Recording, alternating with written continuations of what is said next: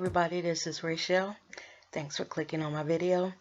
And I wanted to come back in and talk about the movie that Michel'le is going to be doing called Surviving Compton.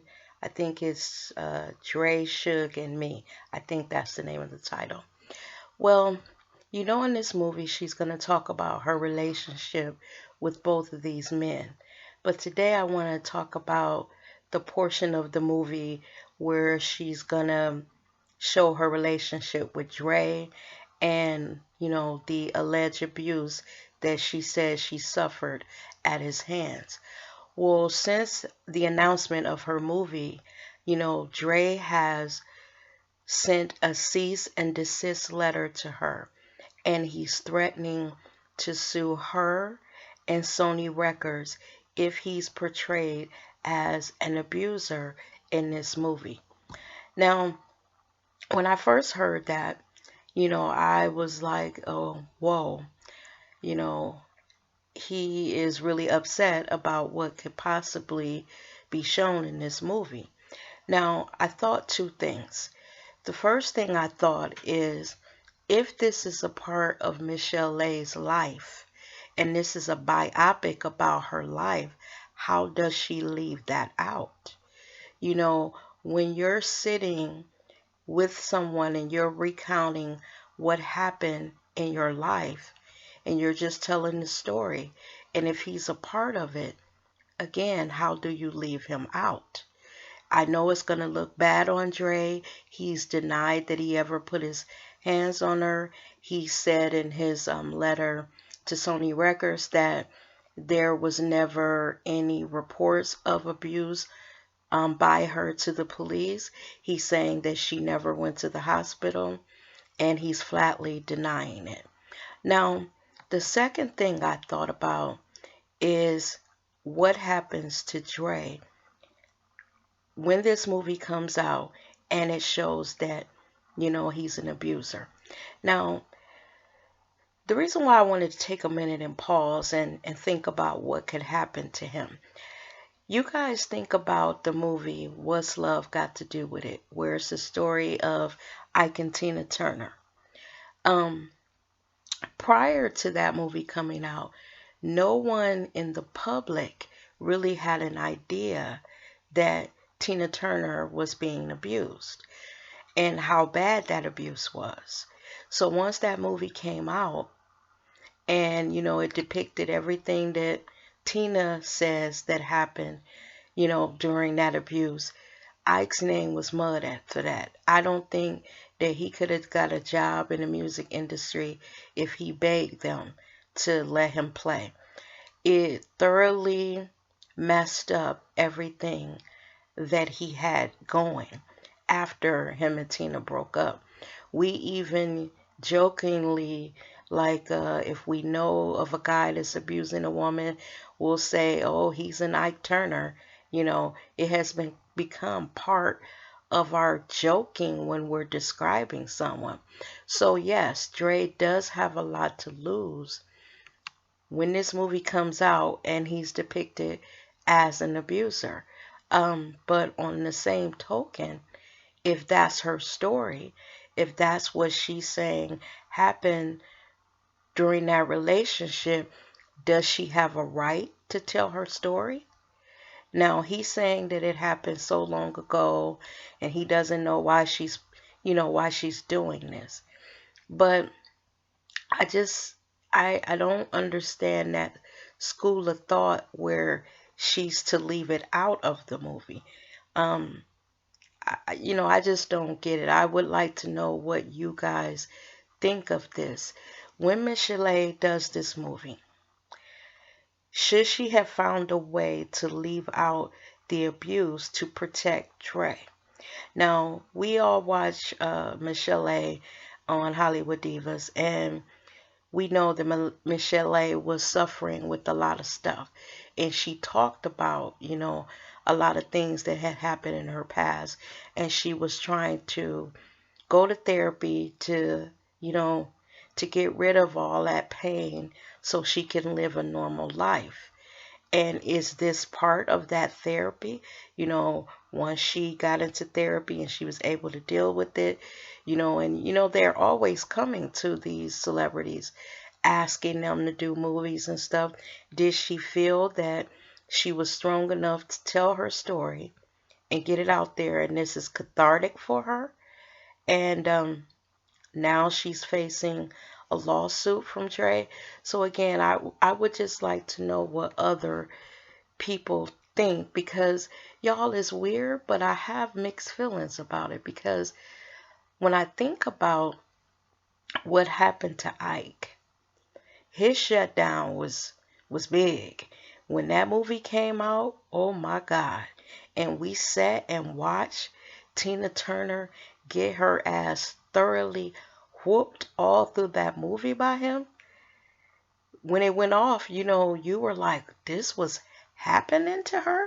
And then right after that movie came out, I remember, celebrities were coming on television, and people that were close to her, they would say, do you, and they would be getting interviewed, and the interviewer would say, did you know about this? And they wouldn't go into detail like they do now, but they would let you know that what Tina said was true. So Michel'le is saying that there are people that witnessed this abuse. She even sent him a threat when she did the movie. She welcomed him to take her to court, and that if he did, that I guess she would pull out all her receipts, you know, proving that he did abuse her. I don't know, y'all. This got the potential to be really bad, because Dre has a lot to lose with his reputation, and he is a businessman now with those beats or whatever. Y'all know I'm 51. I ain't into all that stuff, but I do know he has, a lot to lose. So again, let me know what you think about it. And my question mostly is, should Michel'le leave this alone? Because if she keep fucking with him, she might get whooped up again. I don't know. I'm just joking now, y'all. But just put it down in the comment section. This next story is about Joseline and Stevie J. So, y'all, we remember at the end of the last season of Love and Hip Hop Atlanta, we found out that Joseline was pregnant. Now, there was a lot of back and forth on whether she really was pregnant and who was the father. Well, it's come out that she actually is pregnant. But this story that I'm doing today is not about Joseline's pregnancy. It's about Stevie J suing Joseline. Now, what has happened is Stevie J wants to sue Joseline for slander, and it's for all of the stuff that she was saying about him being a child molester and molesting Eva, and it's also about her calling him a gay devil worshiper. You know how she went on social media and talked about him watching gay porn, and that he was a devil worshiper, and all that stuff she said when she was accusing him of being a child molester. Now, be that as it may, but one thing that I just have a problem with Stevie J suing Joseline is that he helped create this person that Joseline is. Now, what I mean by that is we watched all those seasons when Joseline was getting her little mojo and feeling like she could throw, all this stuff out about people. In the beginning, Joseline was like a girl that he took from the strip club, and she kind of like worshiped him, from taking her out of that situation and putting her in, a better lifestyle. But what happened when he did that is, like, Joseline's head, like we all have said, her head started getting big, and she started getting this little ego. And all while she was doing that, Stevie J was kind of co-signing a lot of the stuff that she was doing. So she learned that it was okay for her to mouth off recklessly and, fight people and all the crazy shit that we watched Joseline do. He was down for that. Now, I'm not excusing Joseline at all because the accusations that she made about Stevie J molesting Eva, if she made that shit up, and was sullying that man's character in that way, then that was wrong because those are some serious allegations when you're accusing somebody of not only molestation but molesting their own child. That shit was bad. But what I feel is that once again, he kind of set this shit into motion. And now that, all Joseline's fire is directed at him with saying all this stuff, now he wants to sue for slander. I don't know how this stuff is going to turn out because also you got to think about it. This girl is pregnant, and if Stevie J is the father, this baby is going to be born into all this damn confusion between those two. And you only hope that some kind of way, which I don't know how, because if she accused him of molestation, I know he's got to be pissed if he didn't do it, rightfully so. So, I don't know how they're going to work this out because, first of all, they're going to have to get past that allegation in whatever court case that, this is going to drudge up. This whole situation with them is crazy. And at the end of the last season, we were all left thinking, can they work this out? Should they even try to work it out? Or, should they both just walk away? Now, my feeling is they should both just walk away because this shit has gone to a new level and they are not good for each other. We saw all that play out. I think what has happened is, like people said, Stevie J helped create this monster, and now the monster is attacking him. So I just want to see how all this plays out. Because you know what, y'all? In the end, ain't this kind of sad? Because it's a baby involved.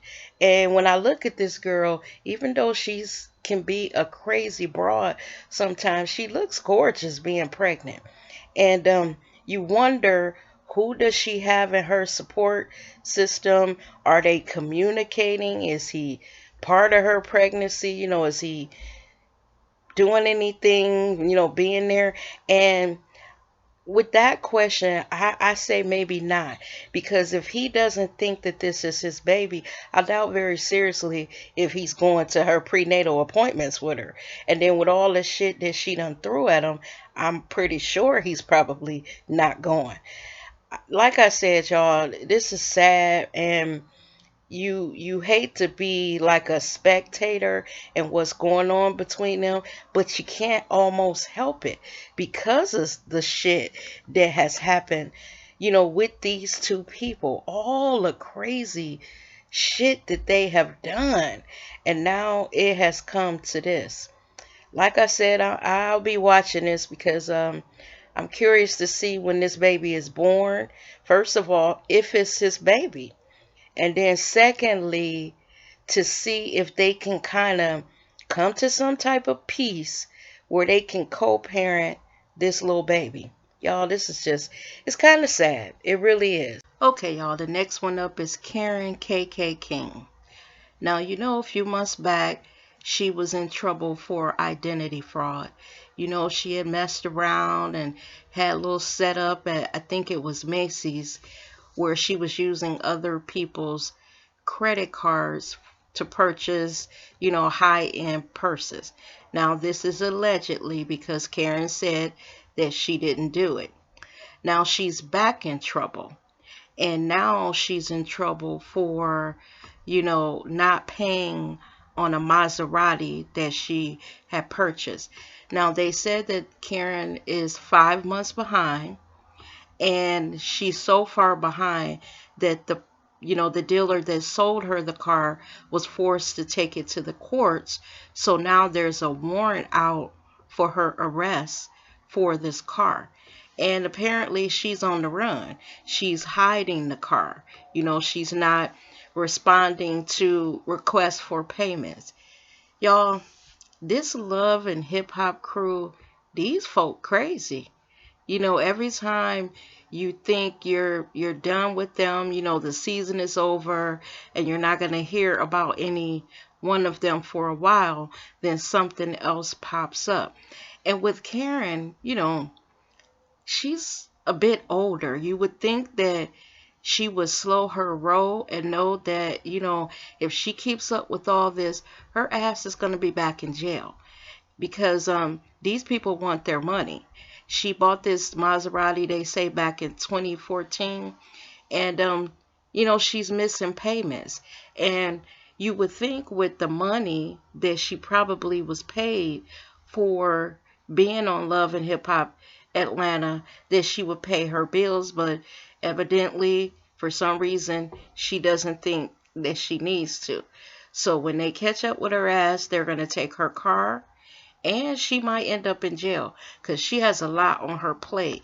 Like I said, she had that whole thing with the identity fraud and the credit cards and the selling purses. Now she done skipped so many payments on her car that she got the people after her, done set the police on her, and now she got another case.